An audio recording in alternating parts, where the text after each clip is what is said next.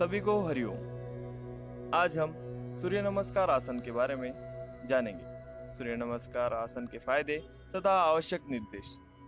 सूर्य नमस्कार को सर्वांग परिपूर्ण आसन कहा जाता है।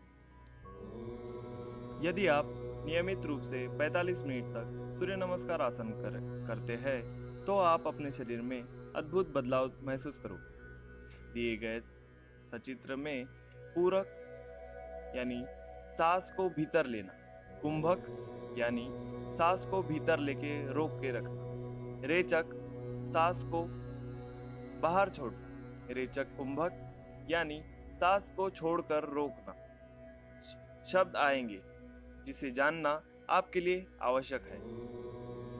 हमारा शरीर यही क्रिया दिन भर करता है। इन 4 क्रियाओं पर ही संपूर्ण प्राणायाम की क्रियाएं की जाती। सूर्य नमस्कार में कुल 12 अवस्थाएं या स्थिति है।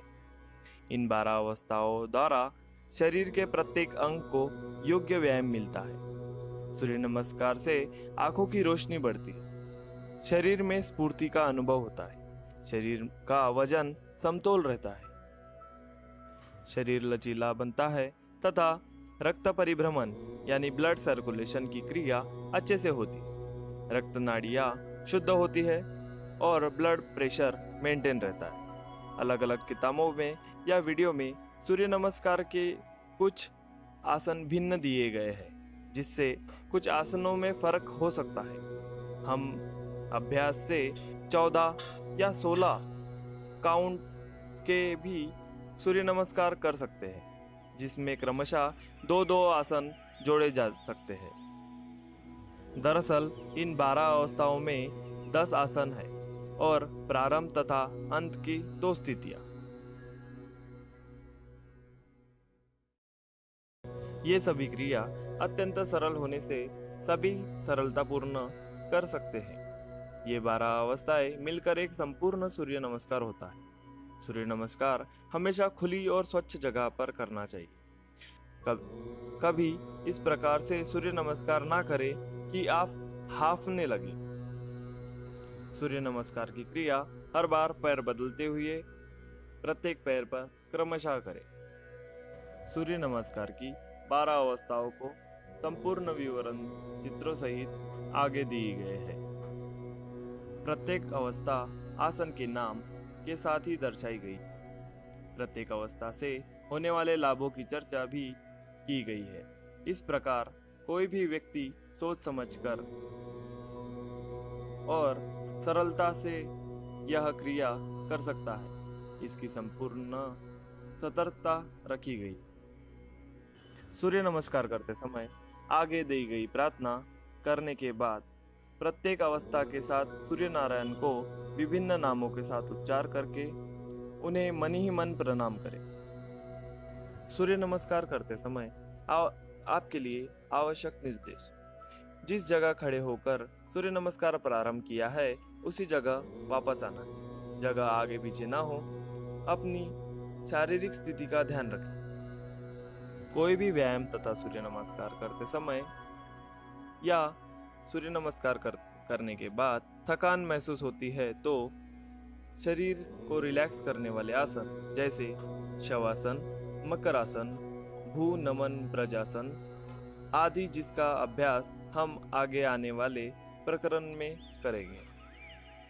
सामान्य रूप से आप थकान महसूस करते हो तो पद्मासन या वज्रासन में बैठकर जमीन पर पीठ के बल लेटकर शरीर ढीला छोड़कर रिलैक्स होकर आंखें बंद करके लंबी सांस ले और धीरे धीरे सांस छोड़े।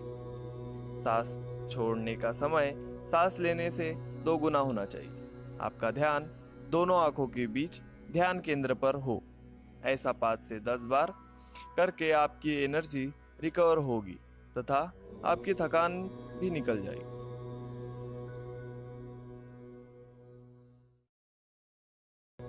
सूर्य नमस्कार। सूर्य नमस्कार के पहले आसन का नाम है नमस्कार आसन। नमस्कार आसन करने की पद्धति: दोनों हाथ इस प्रकार हो कि अंगूठे सीने का स्पर्श करता रहे। सीना बाहर निकालिए और पेट को यथासंभव भीतर की ओर खींचिए। फेफड़े फुलाइए, दृष्टि सामने रखिए। दोनों पैर एक दूसरे से लगे हुए तथा एड़ी से पैरों में वी शेप बनना चाहिए। इस तरह से हो।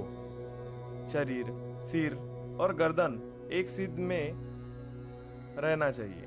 मुंह बंद करके कुंभक कीजिए, यानी सांस अंदर खींचकर उसे रोके रहिए। नमस्कार आसन के लाभ। गले के रोग मिटते हैं और स्वर अच्छा होता है। शरीर और मन स्वस्थ बनते हैं। सूर्य नमस्कार के दूसरे आसन का नाम है पर्वतासन। पर्वतासन करने की पद्धति: हाथों को ऊपर उठाकर पूरे शरीर को पीछे की ओर ले जाए और आंखें खुली रखकर आकाश की ओर देखिए। पीछे की ओर जितना झुक सके उतना झुकिए। झुकते समय अपने हाथों की उंगलियों पर अपनी नजर रखिए। सांस धीरे धीरे छोड़ते हुए पीछे की ओर यथासंभव झुके। पर्वतासन के लाभ: दोनों कंधों और अन्ननली को पोषण मिलता है तथा उसमें संबंधित रोग मिटते हैं। आंखों की वहन शक्ति बढ़ती है। सूर्य नमस्कार के तीसरे आसन का नाम है हस्तपादासन। हस्तपादासन करने की पद्धति: पर्वतासन के स्थिति से वापस आए, सांस ले, कुंभक जारी रखिए। धीरे धीरे सांस छोड़ते हुए घुटने बिना झुकाए नीचे की ओर झुकिए। दोनों हथेलियां इस प्रकार भूमि पर जमाइए कि जिससे उंगलियां एक दूसरे का स्पर्श करें। दोनों हाथों के अंगूठे पैरों के अंगूठों की सिद्ध में रखिए। इसके बाद नाक से अथवा ललाट से घुटनों को छूकर ध्वनि युक्त रेचक कीजिए। सांस बाहर छोड़िए। सांस नाक से बाहर छोड़िए, मुंह से नहीं। प्रारंभ में यदि उंगलियां भूमि को थोड़ा भी स्पर्श करेंगी तब भी चलेगा। धीरे धीरे पूर्ण स्थिति आ जाएगी। हस्तपादासन के लाभ: पेट के रोग का नाश करता है, सीने को बलिष्ठ बनाता है, हाथ भी बलिष्ठ बनते हैं और शरीर सुंदर और दर्शनीय बनता है। पैरों की उंगलियों के रोग मिटते हैं, अशक्तों को नई शक्ति प्रदान करता है।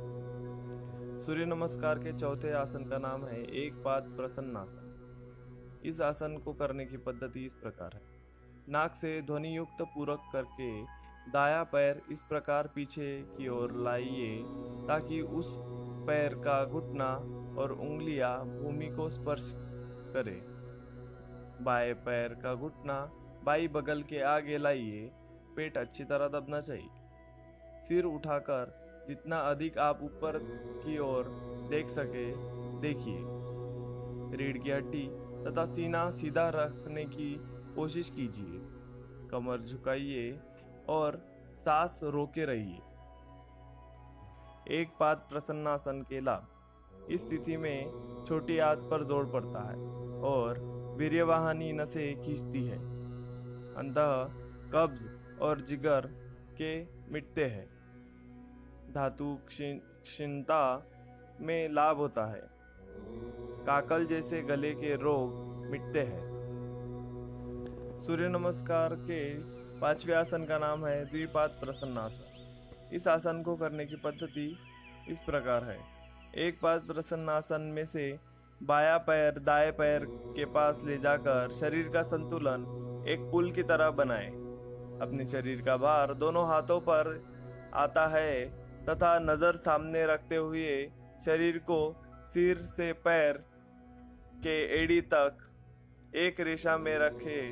इस आसन में शरीर का भार हाथों पर आने के कारण हाथों में कंपन आ सकता है तथा इसका यथाशक्ति प्रयास करें। सांसों की गति सामान्य रखें। होने वाले दबाव को महसूस कर उसे सामान्य रखने की कोशिश करें। द्विपाद प्रसन्नासन के लाभ: यह आसन हाथों को बलिष्ठ बनाता है, कंधों को मजबूती देता है और शरीर का वजन समतोल रखता है। सूर्य नमस्कार के छठवें आसन का नाम है अष्टांग प्रणिपातासन। इस आसन को करने की पद्धति इस प्रकार है। सांस को रोककर दोनों घुटने भूमि पर रखिए। सीने से भूमि का स्पर्श कीजिए। दाढ़ी से गले के नीचे के भाग का स्पर्श कीजिए। ललाट का ऊपरी हिस्सा भी इसे स्पर्श कीजिए।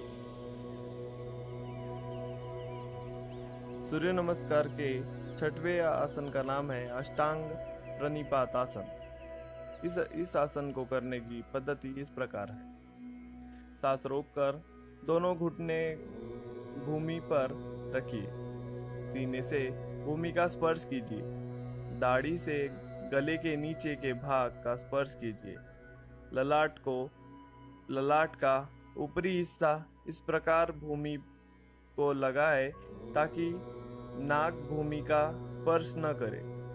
पेट को भीतर खींचिए, वह भूमि का स्पर्श न करे, इसकी सतर्कता रखिए। फिर पूर्ण रेचक कीजिए।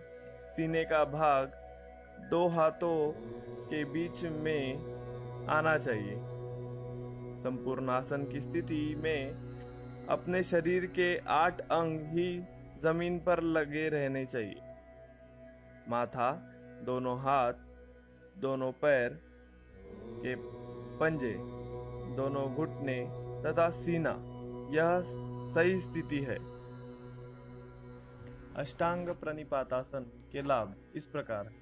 यह आसन हाथों को बलिष्ठ बनाता है। यदि स्त्रियां गर्भावस्था के पूर्व यह व्यायाम करे तो प्रायः पान करने वाले यानी दूध पीते बच्चे रोग से बच सकते हैं। सूर्य नमस्कार के 7वें आसन का नाम है भुजंगासन। भुजंगासन करने की पद्धति इस प्रकार है। पैर, घुटने और हथेलियां उसी स्थिति में रखकर हाथ सीधा खींचिए। सांस भीतर खींचिए और सीना आगे कीजिए।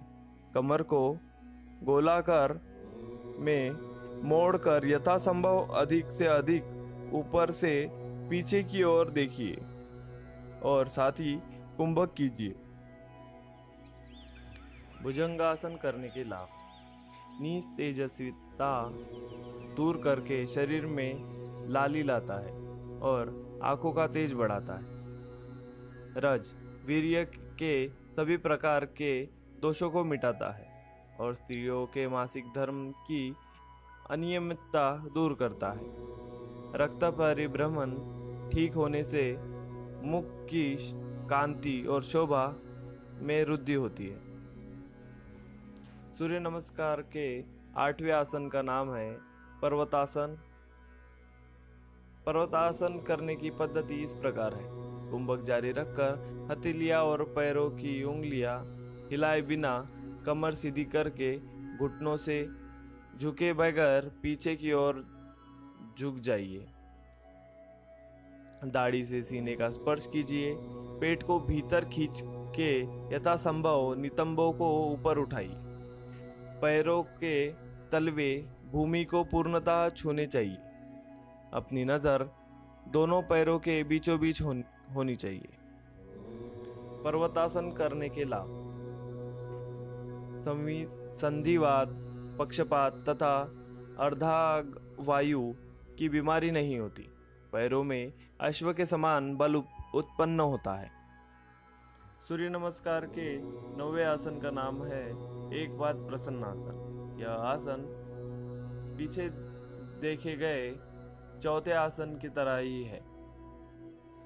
सूर्य नमस्कार के 10वें आसन का नाम है हस्तपाद आसन। यह आसन पीछे देखे गए तीसरे आसन के तरह ही है। सूर्य नमस्कार के 11वें आसन का नाम है पर्वतासन। यह आसन पीछे देखे गए दूसरे आसन की तरह ही है। सूर्य नमस्कार के 12वें आसन का नाम है नमस्कार आसन। यह आसन पीछे देखे गए पहले आसन की तरह अपने पुनः उसी स्थिति में वापस आ जाता है।